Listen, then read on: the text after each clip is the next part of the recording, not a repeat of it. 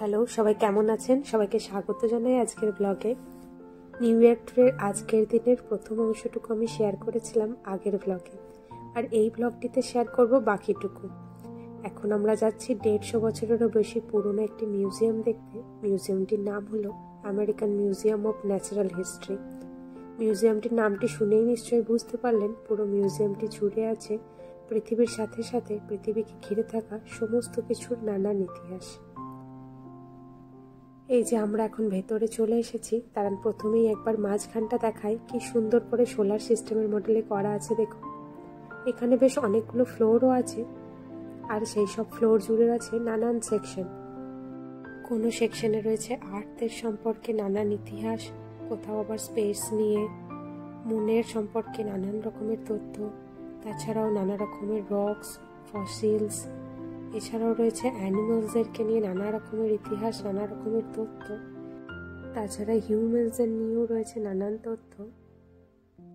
আর আমরা এখন যে জায়গাটিতে আছি, এই জায়গাটি জুড়ে রয়েছে পৃথিবী কিভাবে সৃষ্টি হয়েছিল সেই সব ইতিহাস, সাথে নানান তথ্য, টেকটনিক প্লেট সম্পর্কে নানান কথা, আর সেই সঙ্গে রাখা আছে পৃথিবীর সব থেকে ওল্ডেস্ট রকস, তার সাথে আরও নানা ধরনের রকস, এবং সেগুলি হচ্ছে অরিজিনাল, তাই খুব ভালো করে কাঁচ দিয়ে ঘেরা আছে। ওই যে দেখুন। So all the three rock is not from Earth. It is coming outside of Earth.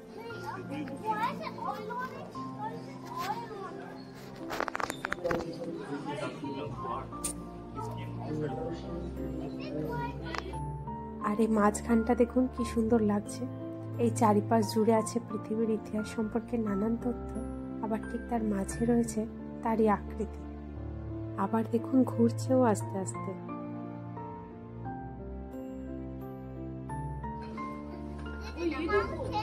Yes.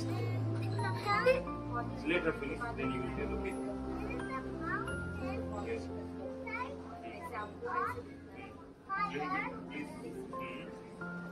Yeah.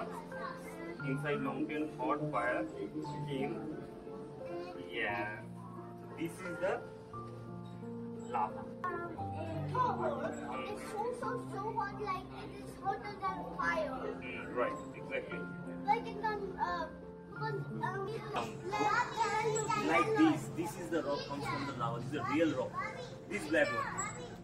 When this lava cools down, it comes like this. This is first.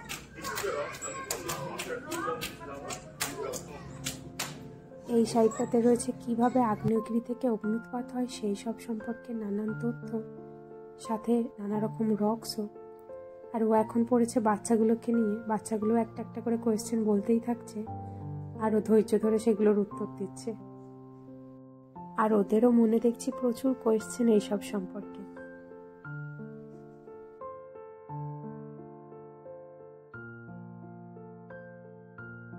কুড়ি হাজার বছর আগে নর্থ আমেরিকা ছিল একদম পুরো বরফে ঢাকা, তো সেই সব কিছুর হিস্ট্রি ওই জায়গাটিতে লেখা ছিল। আর এই সাইডটাতে রয়েছে চাঁদ সম্পর্কে নানান তথ্য। তো চলুন এবার আমরা যাব ওপরের ফ্লোরে। তো ওপরের ফ্লোরে যাওয়ার জন্য যে রাস্তাটি রয়েছে দেখুন, তার দুপাশ জুড়েও রয়েছে নানান জিনিস। ওই যে দূরে দেখুন ছোট্ট ছোট্ট গোল আকারে রাখা রয়েছে। যাওয়ার পথেই দেখুন এটা হচ্ছে ডাইনোসরের দাঁত, কি সুন্দরভাবে সংরক্ষণ করে রেখেছে।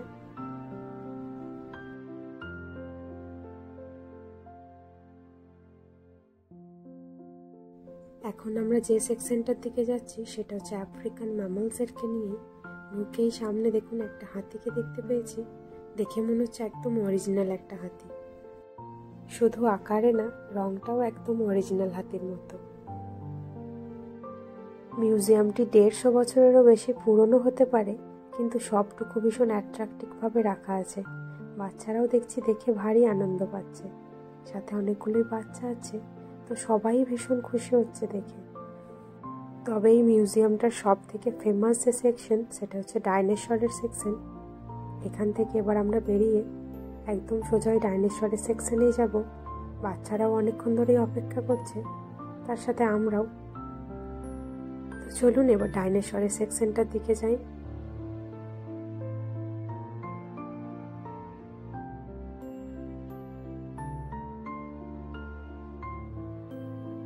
কি বিশাল বিশাল ডাইনোসরের কঙ্কাল রাখা আছে দেখুন। সামনে যে ডাইনোসরের কঙ্কালটা দেখা যাচ্ছে তার লেজটা কত দূর পর্যন্ত গেছে দেখুন। এই সাইডে দেখুন আর একটা।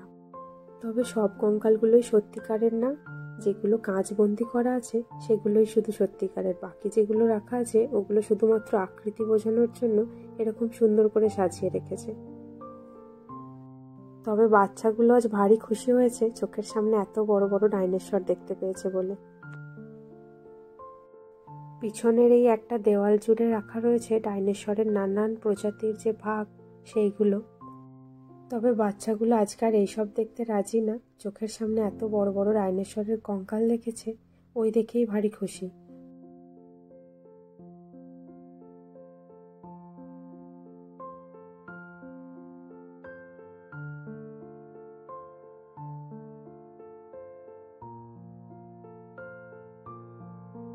এখানে আবার কত বড় বড় কচ্ছপের কঙ্কাল রাখা রয়েছে দেখুন।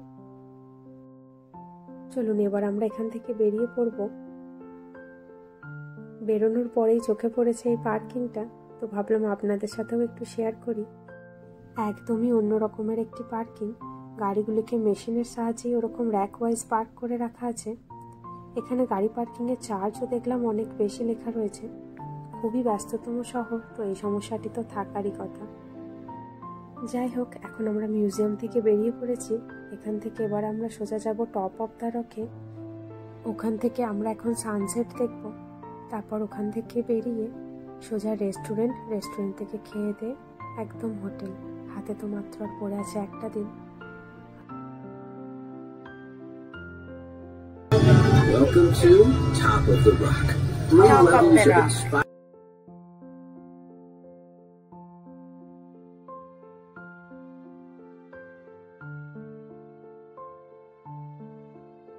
দেখেই বুঝতে পারছেন সূর্যাস্তের সময় আর হয়েই এসেছে, আর মিনিট 15 মতন বাকি আছে। কি অপূর্ব সুন্দর লাগছে দেখুন এখান থেকে সানসেট দেখতে, সত্যিই ভীষণ সুন্দর লাগছে। দাঁড়ান ক্যামেরাটা ঘুরিয়ে একবার চারিপাশটা দেখাই আপনাদের।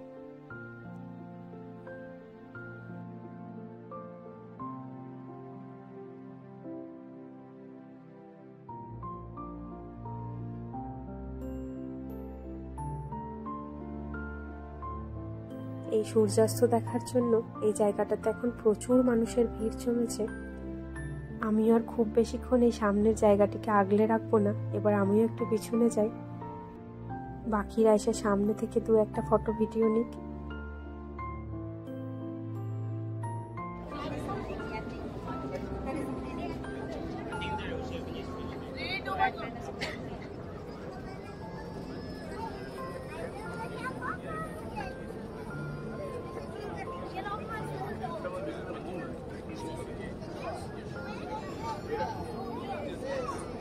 Now we have a daily festival. All you want. চলুন হয়ে গেছে। নামার পরেই দেখি সামনে 2টো রিক্সা দাঁড়িয়ে। এবার আমরা এখান থেকে যাব একটা রেস্টুরেন্টে। যাওয়ার পথেই পড়েছে এই ফোয়ারাটা, কি সুন্দর লাগছে দেখুন, মনে হচ্ছে কিছুক্ষণ বসে যায়। যাওয়ার পথেই রাস্তার উপর পড়েছে এই ফোয়ারাটা, কি সুন্দর লাগছে দেখুন জায়গাটা, মনে হচ্ছে কিছুক্ষণ বসে যায়। এই জায়গাটা হচ্ছে টাইম স্কোয়ারের মধ্যেই। জায়গাটা বেশ ভালো ঠান্ডা ঠান্ডাও রয়েছে, চারিপাশে যেহেতু এরকম ফোয়ারার জল আছে। কিন্তু আমাদের অনেকটাই দেরি হয়ে গেছে, তাই বসার আর কোনো উপায় নেই। আর এই ফোয়ারার সাথে চারিপাশের বিল্ডিংগুলোকে দেখুন, কি অপূর্ব সুন্দর লাগছে চারিদিকটা। দাঁড়ান এই সাইডটা একটু দেখায়।